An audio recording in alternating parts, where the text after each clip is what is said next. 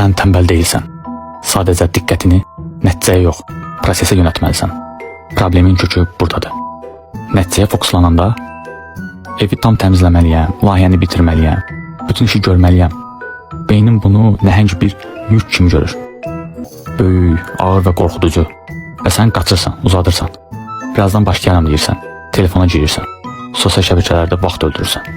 Sonra mətbəxə keçib boş-boş yemək yeyirsən. Vaxtını keçirdirsən və heç nə etmədiyin üçün özünü daha pis hiss edirsən. Amma yanaşmanı dəyiş. Mən evi təmizləməliyəm demə. De ki, 25 dəqiqə təmizləyəcəm. Sadəcə 25 dəqiqə. Taymeri qur, başla. Qabları yuv, zibilə at, bir küncü yığışdır. Taymer çalanda dayanmaq haqqın var.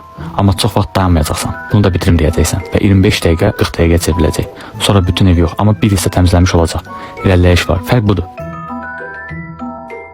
Nəticəyə fokuslananda beynin panikaya düşür. Prosesə fokuslananda hərəkətə başlayır. Həyatının təxminən 70% hər gün təkrarladığın vərdişlərdən ibarətdir. Bir neçə əsas vərdişə fokuslansan, qısa müddətdə əhvalında, bədənində və ümumi həyat istiqamətində dəyişiklik görəcəksən. Çünki hər gün eyni qülləyə bir kərpic qoyursan, yavaş-yavaş, amma davamlı şəkildə. Bu mövzu ilə bağlı ən yaxşı kitablardan biri Atomic Habit kitabıdır.